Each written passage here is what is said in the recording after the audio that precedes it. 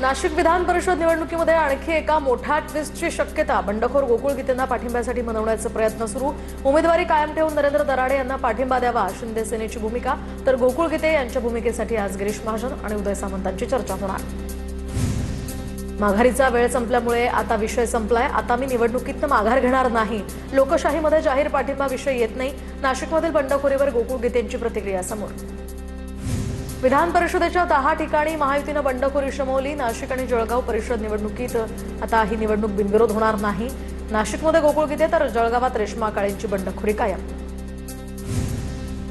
हाती गेली पोथीही गेली अशी ठाकरे सेनेची अवस्था, तर संजय राऊतांच्या आरोपांना मंत्री गिरीश महाजनांचं उत्तर। विरोधी उमेदवारांच्या माघारीसाठी 150 कोटी खर्च केल्याचाही राऊतांचा आरोप।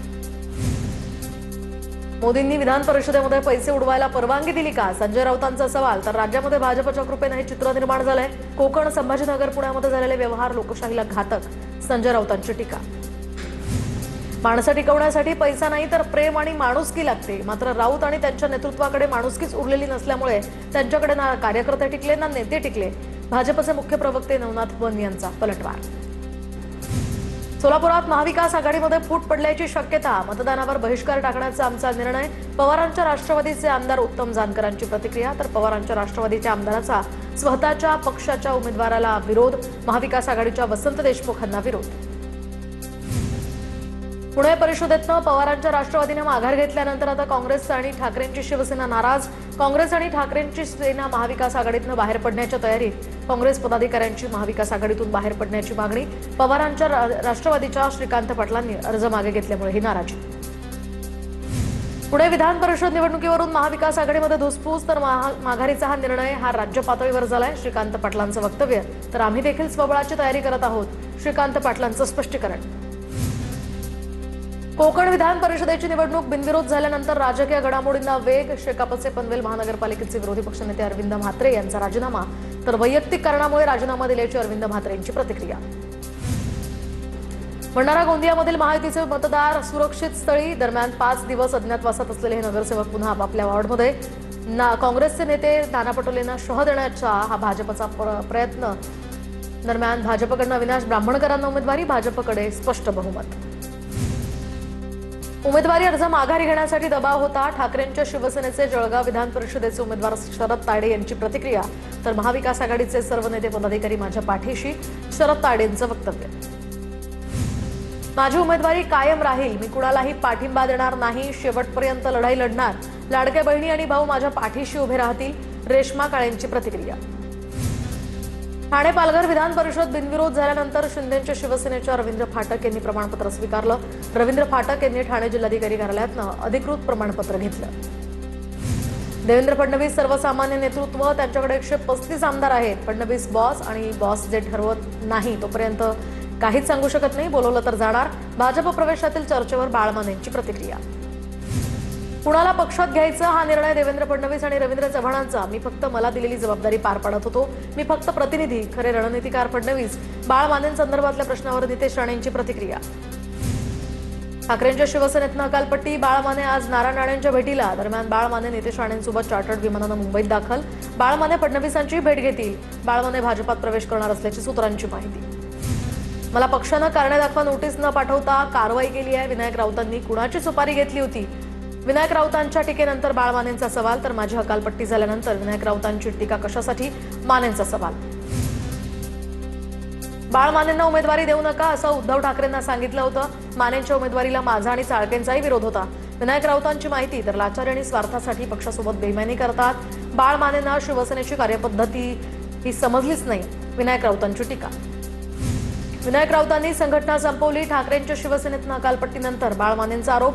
तर विनायक राऊतांनी उद्धव ठाकरेंची फसवणूक करू नये, विनायक राऊतांना शिंदे सेना आहेर म्हणून ठाकरे सेनेतच ठेवणार, मानेंची प्रतिक्रिया। राज्यातील जनता सगळं पाहतेय। बाळमानेंनी मातोश्रीवर येऊन अर्ज घेतला होता। गद्दारीसाठी कोकणात सर्व एकत्र आले। संख्याबळ असताना सुद्धा कोट्यवधींचे व्यवहार महायुती करते, महायुती निवडणुकीला का घाबरतेय? संजय राऊतांचा सवाल। खासदार म्हणून विनायक राऊत अपयशी का झाले? कोकणात आता ठाकरेंच्या सेनेचं काहीच राहिलं नाही। सुनील तटकरे यांची ठाकरे सेनेवर टीका। तर जनतेच्या पाठिंब्यानं माझ्याकडे पद, कुणाच्या मेहरबानीनं नाही, तटकरे यांची प्रतिक्रिया। संजय राऊतांकडून राज ठाकरेंची भेट. संजय राऊतांकडून राज ठाकरेंची शिवतीर्थ या निवासस्थानी जाऊन भेट घेतल्याची माहिती. दरम्यान महत्त्वाच्या विषयांवर चर्चा झाल्याची ही माहिती. भाजपचे समर्थक आमदार शिवाजी पाटलांचा भाजपला घरचा आहे. चंद्रकांत पाटलांसह पक्षातीलच घराणेशाहीवर जोरदार टीका. कोल्हापुरात महाडिक कुटुंब सक्षम आहे, मग पक्ष वाढणार कधी? चंद्रकांत पाटलांनी कार्यकर्त्यांना बळ द्यावं, शिवाजी पाटलांची प्रतिक्रिया. रोहित पवारांना आमच्या पक्षात काय सुरू आहे यातच जास्त रस. रोहित पवारांची पक्ष विलिनीकरणाची इच्छा पूर्ण राहिली. उमेश पाटलांची रोहित पवारांवर टीका. तर रोहित पवारांनी सुनील तटकरे यांच्या घराणेशाहीवर टीका केली होती. शक्तीपीठ महामार्गाच्या सर्वेक्षणासाठी माळशिरस तालुक्यातील शेतकऱ्यांना घरातून उचलून नेत ताब्यात घेतलं. रोहित पवारांचा आरोप. राज्यातील शेतकरी स्वाभिमानी जुलमी सरकारच्या दडपशाहीला घाबरणार नाही. रोहित पवारांचं हे ट्विट. चंद्रपूर यवतमाळ विधान परिषदेमध्ये माघार घेणाऱ्या काँग्रेस उमेदवारांची चौकशी व्हावी. काँग्रेस नेते विकास ठाकरे यांची मागणी. तर उमेदवारांना तिकीट देण्यापूर्वी त्यांची पार्श्वभूमीही तपासावी. विकास ठाकरेंचं वक्तव्य. विदर्भातील जागा बिनविरोध होण्यासाठी मुख्यमंत्रीच खरे धुरंधर. बावनकुळे विदर्भातील 5 जागांवर लक्ष ठेवून त्याच्या नियोजनाचं यश. दरम्यान भाजप नेते बंटी भांगडिया यांनी व्यक्त केल्या भावना. ठाणे पालघर परिषदेतनं अभिजित पवारांनी ऐनवेळी माघार घेतली. उमेदवारी मागे घेण्यासंदर्भात काँग्रेसला अंधारात ठेवल्याचा आरोप. ठाणे शहर काँग्रेसचे अध्यक्ष राहुल पिंगळेंचाही आरोप. तर पवारांच्या राष्ट्रवादीच्या नेत्यांशी चर्चा करू. ठाकरेंच्या केदार दिघेंचं हे वक्तव्य. काँग्रेसकडून राज्यसभेच्या उमेदवारांची घोषणा. कर्नाटकमधून मल्लिकार्जुन खरगे, पवन खेरा, मनसूर अली खान यांना उमेदवारी. तर मध्य प्रदेशमधून जयंती नटराजन आणि राजस्थानमधून नीरज दांगी, तामिळनाडूमधून प्रवीण चक्रवर्ती यांना उमेदवारी. झारखंडमधून प्रणव झा यांना काँग्रेसची उमेदवारी. आरोप प्रत्यारोपांनंतर सत्तार शिरसाट भुमरेंच्या कार्यालयामध्ये दाखल. एकनाथ शिंदेंनी तंबी दिल्यानंतर सर्व नेते संभाजीनगरमध्ये एकत्र. राज्यसभा पोटनिवडणुकीसंदर्भात राष्ट्रवादीमध्ये अद्याप निर्णय नाही. नवनीत राणांना राज्यसभा देण्याची राष्ट्रवादीमध्ये चर्चा नाही.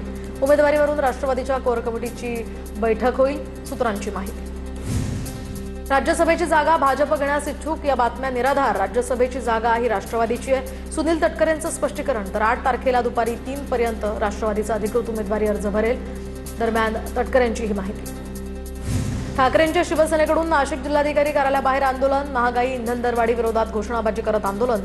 जिल्हाधिकारी कार्यालयाबाहेर चूल पेटवत सरकारचा निषेध व्यक्त. कॉक्रोच जनता पार्टीचे संस्थापक अभिजित दिपकेंना भारतात आल्यावर सुरक्षा द्यावी. त्यांच्यावर हल्ला होण्याची शक्यता नाकारता येत नाही. मुख्यमंत्री फडणवीसांनी त्यांना सुरक्षा देण्याविषयी केंद्राशी बोलावं. पवारांच्या राष्ट्रवादीच्या नेत्या रोहिणी खडसेंची ट्विट करत मागणी.